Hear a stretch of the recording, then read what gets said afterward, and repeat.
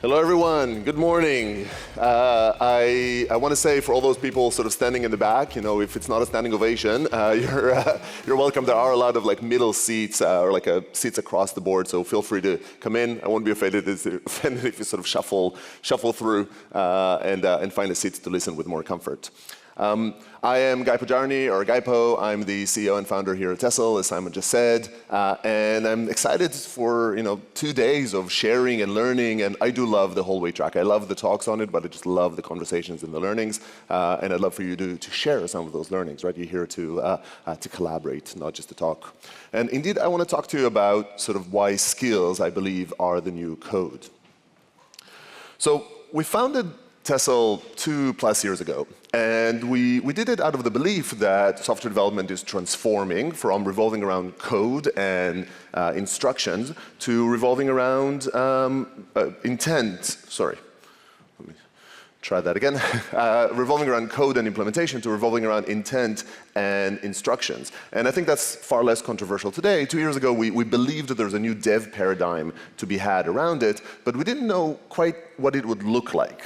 And I think today we're starting to see that sort of new development stack come into view, which I find quite exciting. And so we're seeing the kind of a bit of a layered software stack. At the bottom are the new primitives, the models that we're all building on. Clearly, they are the new superpower that we've received, and we're trying to build for those. On top of those are tools, which I'll talk about some more, which help turn models into agents, giving them arms and legs to be able to affect the world and gather information. There's context that guides those models of it. And then increasingly, there is a harness that constrains the model or packages a lot of things together. I'll talk about these 3 layers in more depth in a sec. And then harnesses compose into factory lines that combine them all and create these pipelines and into full-on factories. So I want to talk a little bit about that stack, and I'll come back to this view later on. Let's start by talking about tools. So tools are probably the easiest to understand. These are pieces of software, they're utilities that, in part, indeed, they turn models into agents, and so they enable a model to interact with the world, affect it, gather context, etc. But they're also oftentimes means to do a thing more cheaply or faster or better than just passing it on to the model. It's not always raw intelligence that you want for every problem. There are a variety of types of tools, but the most common ones are command line interface, like CLI tools, MCP tools that get interacted with directly from the agent, and then APIs or network-related invoked. And all of those are means to be able to perform action. For instance, grep allows an agent to find information in many, many files efficiently and without needing to load up all those tokens, so a little bit more cheaply. Or if you think about FFmpeg is a video editor, and it can edit videos in a far less error-prone way than a model would do, and again, cheaply and faster. And tools as our software, and they compose. So we know we can pipe them into one another, we can write code that composes them together, and so we don't just have generic utilities, we can create custom tools that are fitting our purpose at a given time. So they're very powerful, and we're familiar with them. The next layer is new to the AI world, and it is that of context. Now, everything is context in LLMs, right? Eventually, you're sort of kind of managing what goes into that LLM call. However, when we think about context files that we are developing, they end up focusing on information that the agent either doesn't have and can't know, or information that it can figure out, but it's very inefficient or error-prone for it to find out. And we find that it kind of boils down into these 3 types of things. There's policies and practices, right? We got in a room and we agreed, this is how we will use this framework. This is our security policy. This is our API design, right? Capture those and inform the agent around that. The second is specs. Specs, to me, are definitions of product. So it's information about the product you are building to inform the agent better, to say when you're building things, know that this exists, or products you are using, especially when those are APIs or things that move quickly. So again, maybe the agent can trial and error it, but it's expensive and won't work well. And the third bucket is workflows. It's like, this is how you will do incident response, right? This is how you will review code. Sometimes to help the agent succeed, because the agent is just not good enough yet at doing it on its own. And sometimes it's because you want it consistently. Like, I don't care that you can troubleshoot this incident on your own. I want it done in a repeatable fashion so everybody can relate to it. The other matrix around context is how you load it. And so over there, you've got, it's a bit more technical, but you've got rules that always get shoved into the context window, right? Your Claude MD or your agents MD file all gets put there. You know, clearly you need to be mindful of its size. You've got skills that are more loaded on demand, either because the user invoked them or through some hints to the agent. And then you have passive context, just docs like architecture MD or other information that's just available there in the repo. Hopefully the agent can find it with agentic search and the likes. And I'm going to refer to context as skills mostly for the rest of the presentation, just for simplicity of it. But there are some sort of subtleties around it. And importantly, skills compose as well, and we don't think about it as much, it's not as obvious as tools, but they do gather up. First of all, skills called tools, and that's, I think, fairly common. In fact, many skills exist to be able to talk about how to use tools, but skills can call other skills. You can have, for instance, an incident response workflow that calls one skill to collect the logs that uses the Datadog or other tools, then another one to do root cause analysis, another one to log the things in a Linear or a Jira, and so you can compose those. And that's amazing because composability is what makes software powerful, right? We can build on one another. Imagine every time you wanted to write a web page, you'd have to write a kernel. Like, that doesn't work well. You know, we want to be able to build on one another's work. So we have tools and we have skills, and a slightly newer entrant in terms of thinking about them as developers is this world of harnesses. Now, a harness is deterministic software that wraps a probabilistic model. It harnesses the model. For instance, Claude Code is a harness, and it controls a bunch of things about how to interact with the model, right? It knows how to load the rules from Claude MD and how to load the skills. It has a config file that defines things that it would apply in the container to constrain the model, to limit, to say what does it have. It defines which tools are available. And you can customize that model. Increasingly, these harnesses are becoming kind of frameworks that are extensible, so you can create plugins into these agents that have your tools or your skills. And they also allow you to create hooks, which again are these deterministic pieces of software, right? Every time a prompt comes along, run this hook. And I might edit that prompt. I might disallow it and block it, right? Every time you call a tool, I might do that. And so these are deterministic pieces of functionality that, again, are potentially cheaper, potentially faster, potentially better, and definitely more deterministic than just calling the model. So this interaction is important. And of course, there are many types of different harnesses. You know, there's the popular ones over here. And increasingly, it's become much easier to build your own harness, and people do that as well. So harnesses are important. They help the model, and they constrain the model in a deterministic fashion. And harnesses are becoming a core component of how to make agentic development scale. And you see this from a bunch of thought leaders. Just a couple of examples here are Intercom, who talked about how they, for instance, block GitHub pull request creation unless the relevant skill was loaded. So they literally block the action if the skill was not loaded. The agent knew that the skill was there, so why wouldn't it load it? Well, this commandeers control from the model. It says the model doesn't get to choose. This will always be loaded. So it gives you some of those controls.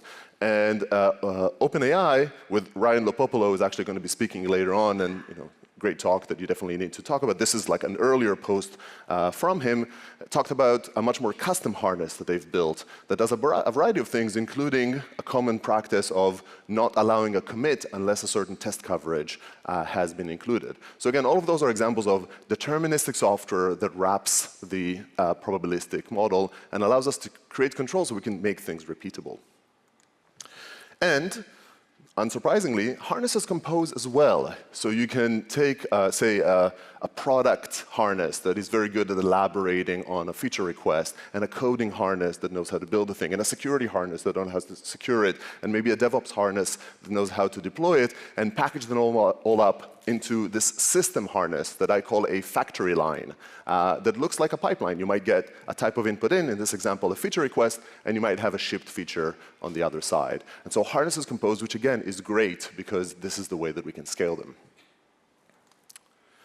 So coming back to the stack, this starts looking like a software stack, right? It starts looking like these are layers that we are developing. Each of these layers composes the layer below it. And so tools call the models, and context guides the tools that call the models and feed the models directly. And harnesses package up a bunch of these things. Now, all of these terms are work in progress. Harness is probably the most abused at the moment. And I'm sure they will change over time. But still, it's something we can start reasoning about. And I think it's interesting to see that amidst that layer, the tools, the harnesses, the factory lines, the factories, they're all actually software. They're software that wraps a model. But really, the two kind of new compute entities over here are the models themselves and the context that is native to the models. It literally goes into the matrices and modifies what is being done. And so my view on this is that really a lot of this is frameworks, but context is the new code. It is the place in which you program the model. And you do this sometimes locally and sometimes reusably. So when we think about context, again, everything is context. But when we talk about the context you provide as humans, right, we provide as developers, it ranges from things that are more in time, just in time, like prompts to be able to say, guide the, literally in an interactive session, to docs and some information we store alongside our code that is probably project-specific, rules that are sometimes project-specific and sometimes get reused across projects, and into skills.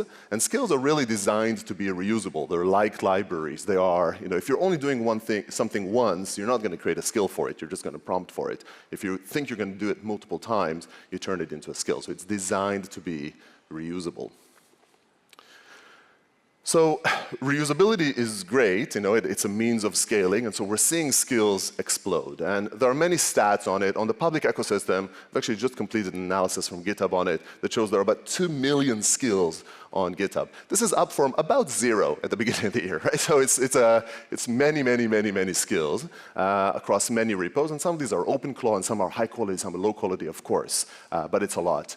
And on the other side, I don't have numbers for this, but what we're seeing is an explosion of skills within the enterprise. And again, going kind of in a similar ramp, which is amazing but also daunting. And to talk a bit about how it feels, I want to give the sort of real-world testimonial around this. Ooh.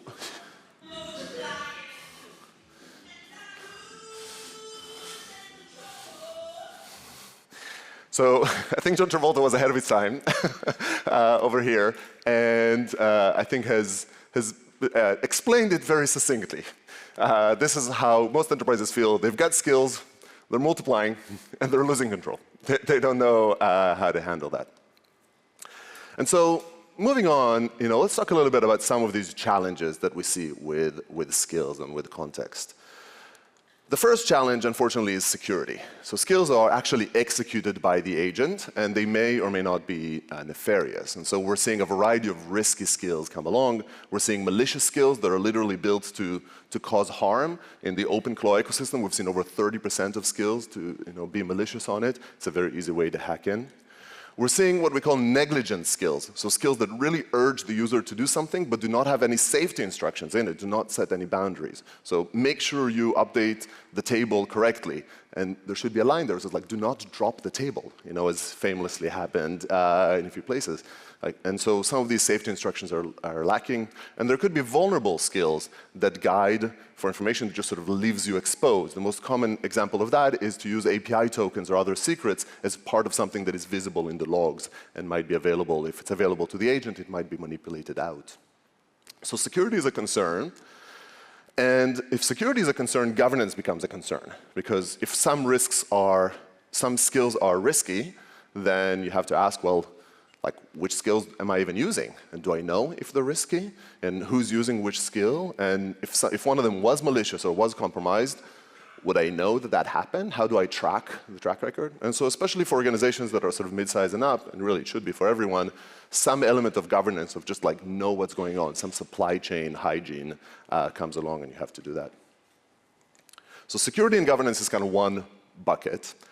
The next bucket of concern is around reuse and collaboration. And I love this story from the developer in sort of a large unicorn that has over 1,000 developers told me, which was just very exemplary of how things happen. So they had, everybody loved skills and everybody was building their own skill. And a lot of people did the same skill again and again, whether it's related to the app or a code review or a test creation or something. Many of us have the same ideas.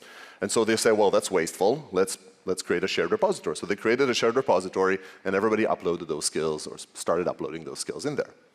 And very quickly, it became a mess. And what happened was, one, all these duplicates just went into the repo. But any new developer coming along and saying, oh, I don't want to write my own code review skill. I'll use one of those. There are 7 over here. Which one should I choose? Like, there's no indication of which one is good. They've seen a works on my machine problem, right? Where one developer is using one agent, uploads a skill, and it turns out that skill doesn't actually work well on another agent. Or collaboration problems with these PRs that don't go anywhere because one person wrote a skill, another helpfully came and proposed a modification. How does the skill owner know whether this change is making it better or worse? Like, there's no tools around it. And so nobody trusted anything in the repo, and eventually everybody came back to writing their own. So not very effective on it. And I think we'll come back to this, but I think a big evident kind of gap here is there was no quality control, an indication of what is of good quality, and there was no management of the dependencies. And so security and governance, reuse and collaboration, and then the third bucket is really lifecycle. And I think we've come to appreciate and know that software rots, right? If you write a piece of excellent software today and you do not maintain it, over time it will stop working and eventually it will be harmful in your system. I think we've had enough mileage to know that. The same is true for skills. You can create a skill, it works very well today, and you don't touch it, and then over time, the models change, the APIs around it change, and it might be incorrect. The infrastructure it's deployed in will change. Many things will change. I wrote 3 months here. In the AI world, it might be 2 weeks, and your skill is already outdated. And it rots, and it becomes less effective and eventually harmful, actually guiding the agent to do the wrong thing.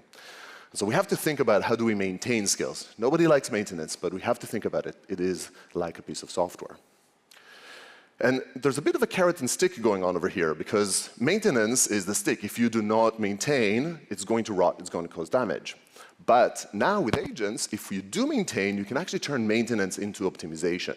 You can observe agent logs and pull requests and production logs and other information about what has actually happened and automatically turn that into improvements and track that along into new skills, into modified skills, into removed skills. Always good to delete code, right? Just try to observe that. And so that's the carrot, an opportunity and a risk, and both of them boil down to high-quality, autonomous, agent-powered maintenance.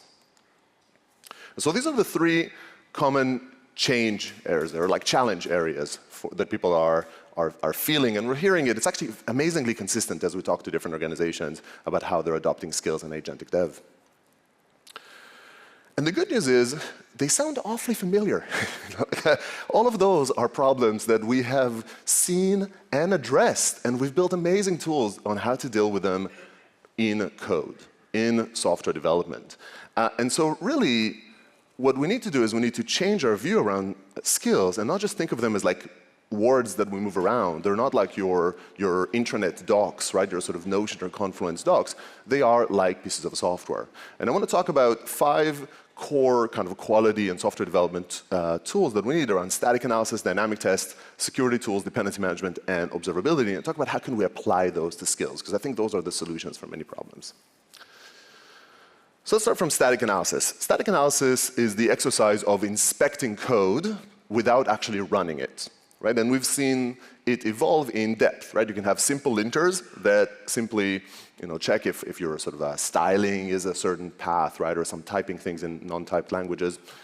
You can go into deep security analysis, analyzers that inspect data flows within your application and your code and find some deep problems.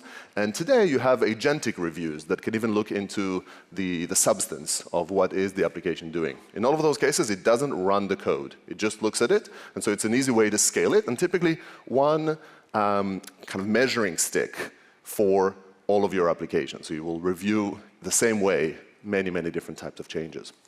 So this is directly applicable to skills. We can use things like linting. Tessl has one version of that, which is lint, to just look to see, does the skill have the right fields, does it have the right forms? You can look at quality measures or security measures to be able to repeatedly find best practice flaws. At Tessl, we use Tessl Review to match a skill against the Anthropic best practices. Does it have proper progressive disclosure? Is it concise enough? Does it declare the activation well enough? And then, of course, we have the security analysis. We'll talk about that in a sec. And then you can get into custom agentic review that actually looks at the substance of it, which is pretty much the same as the other ones. Again, at Tessl, we do that through the review. So static analysis is hopefully straightforward, and there's really no reason why we wouldn't do that. It's just about the definition of stopping and defining what good looks like, what is correct functionality. The second world is tests, and we all love tests. And I think, again, with mileage a little bit, there are probably enough graybeards in the room that we will have experienced how it feels amazing to just ship something and not worry about tests, and then it feels not so amazing the day after as you try to modify it. And we've kind of come to learn, in like visceral learnings, why we need tests to be able to scale. And you don't write tests for everything, but you have to have some tests, otherwise you can't build upon what you've done, you can't develop. And because tests is a very big world, but all the tests run some piece of your software. And they scale from unit tests that are cheap and easy to run, so we run them in our CI and we build them out for a unit of software, into integration tests that get a little bit into dependency world and what happens for this piece of software, not in isolation, but with a bunch of others. It's a bit more expensive to run, it's a bit harder to maintain and write, but it's useful. All the way to end-to-end tests that are expensive and they need a production-like system and you run them, but they're very valuable. So we invest in them proportionally. In skills, the equivalent is evals. You define an environment for some skill to run. You actually practically run an agent through a task in that environment, and then you judge the result. And you can do all of those in a variety of ways, just like tests, but you actually invoke it, and you can do it in varying levels of depth. And I think what we're seeing at the bottom layer, we're seeing skill evals. Skill is the unit of software, so like unit tests, you're testing the skill in isolation. It's like a library that you're testing. Define what correct looks like, build from there, run an evaluation. You can do that only for the agents that you care about, or even with cheap open models, just to know that you're not regressing, just to know that however it is that worked before, it's still working now. You can go into project evals that test a project, say a repo, with multiple skills, right? I have 20 skills installed. This is a more a better simulation of production, of like a closer to reality world. And maybe I can take an old pull request, and I can convert or extract a scenario out of that and load that with my sort of 20 skills and see, again, whether the judgment is, does it get a high score, right? What is the correct output of it?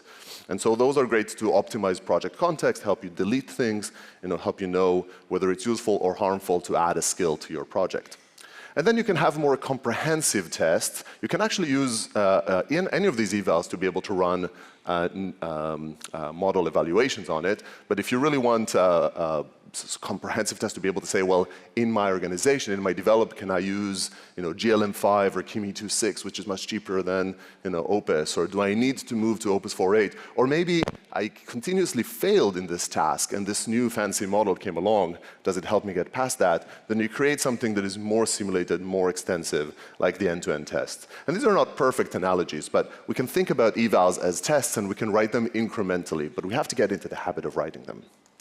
And it's worth noting that just like tests, scenario quality matters, right? You can write tests that make you feel good because you got the coverage, and they give you very little quality barometers. Like, I got the 100%, but it doesn't actually find bugs. And you can write a few tests that are super, super valuable, and you know that you can trust that framework. So you can change and you can run faster with more confidence. Same is true for scenarios. You can write some scenarios that are amazing quality barometers, and you can write some that are just a waste of time and tokens, right? So you have to think about that.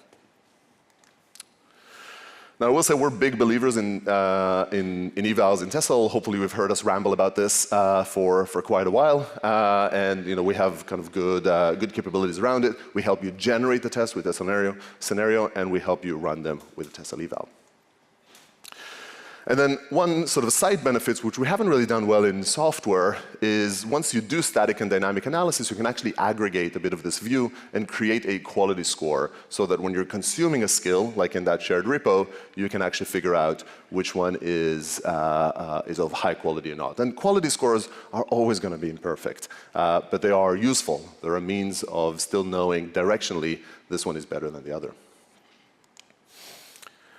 So the third bucket is security testing, and it's actually very directly applicable to what we do in software.